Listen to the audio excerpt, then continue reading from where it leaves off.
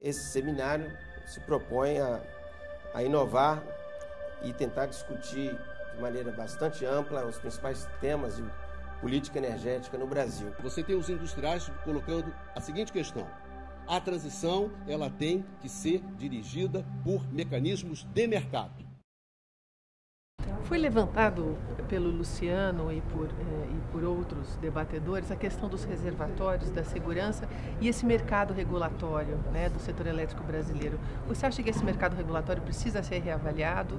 Você acha que ele é o suficiente Precisa hoje? muito. Gostei muito da apresentação do Luciano, quando ele fala de que é preciso rediscutir o que vale um reservatório. Quer dizer, o que fica assim estranho é por que quando o reservatório está cheio, mas ainda não jogou água fora, por que essa energia vale tão pouco?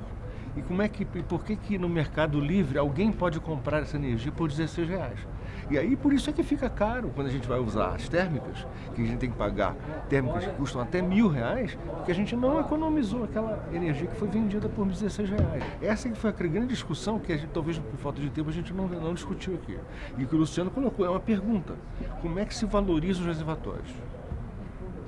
Agora, falando um pouquinho da questão também regulatória, desse favorecimento do Brasil, desses contratos a longo prazo e a questão regulatória fora do país, internacional. Eu queria que você falasse um pouquinho sobre isso. Essa é que é a grande diferença. Por exemplo, na Inglaterra, como é que se faz a competição das usinas? De manhã cedo, o operador ele avalia qual é a carga, diz assim: olha, quem tiver energia para vender por 30 libras por megawatt-hora, liga. Quem não tiver, não liga. Fica com a usina desligada. Aqui no Brasil, você teve que fazer essa organização de longo prazo, porque o que uma usina vende não é sua geração. Ela pode gerar mais do que ela vende, e com as térmicas elas podem ficar 2 anos desligadas e vender energia. Então é uma outra coisa, é uma outra configuração. A gente teve que fazer uma adaptação por isso. Por isso esse planejamento de longo prazo.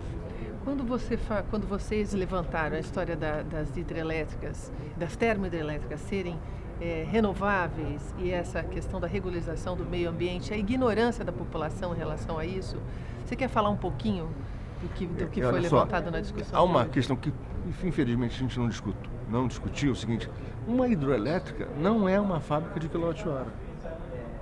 Uma eólica é uma fábrica de quilowatt-hora. Uma termoelétrica é uma fábrica de quilowatt-hora. Uma usina biomassa é uma fábrica de quilowatt-hora. Uma usina de energia solar é uma fábrica de quilowatt-hora. Uma hidroelétrica não é. Então, quando você vai construir uma hidrelétrica, você vai lidar com conflitos. Tem alguém que quer irrigação, tem alguém que quer o saneamento, tem alguém que quer uma estrada, tem alguém que quer o transporte fluvial. E, infelizmente, no Brasil, quando a gente chega no local, a gente só chega com o Ministério de Minas e Energia. E aí, evidentemente, as pessoas que estão em volta dizem: epa, peraí, você vem aqui, vai interferir na minha região, vai levantar uma linha de transmissão, vai levar essa riqueza para outra região e nós vamos ficar... Então, é essa visão que, inclusive, o Canadá já descobriu. O Canadá está construindo uma usina de 1.500 megawatts lá no norte do Canadá, onde, antes de fazer o projeto básico, que é o desenhozinho no papel, eles foram lá conversar com os índios. E os índios agora são favoráveis à usina hidrelétrica, porque uma parte da receita da usina hidrelétrica será a receita dos índios, para decidir o que fazer com aquilo ali. Então, na realidade, uma hidrelétrica é a oportunidade de fazer uma grande intervenção naquela região.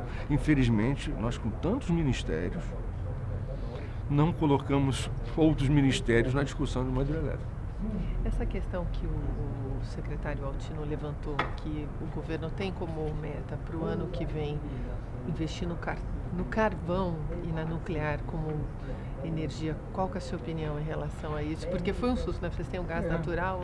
Mas não tem gás. O problema é esse. Quer dizer, há um problema de compatibilidade de política energética entre a Petrobras e o setor elétrico. O setor elétrico é um grande usuário de gás, mas ele não pode garantir que ele vai ser um usuário de gás permanente.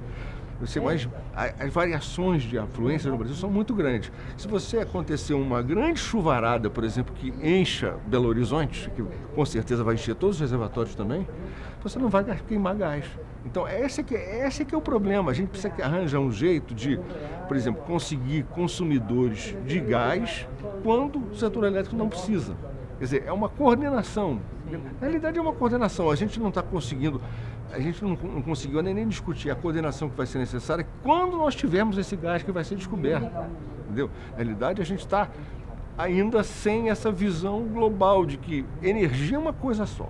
Entendeu? Seja de água, seja de gás, seja de carvão, seja de biomassa, seja de vento, é tudo igual. E nós temos a grande vantagem, como eu tentei explicar, no Brasil, quando venta, você economiza água. Portanto, eu guardei o vento dentro do reservatório. Teve uma safra de biomassa, você queimou a biomassa e gerou termoelétrica, você guardou a biomassa dentro do reservatório. É diferente, o sistema brasileiro é completamente diferente dos outros. Se você falar isso para o inglês, ele não entende nada, porque ele não tem essa maneira. Quer dizer, gerou, consumiu. Existe custo em usar os combustíveis fósseis e existem custos em não usar esses combustíveis fósseis. A primeira coisa é reconhecer esse trade-off. E aqui no reconhecimento não é simplesmente um reconhecimento científico, é o reconhecimento o quê? O reconhecimento político. Acreditamos que podemos aprender com esse seminário para poder ensinar.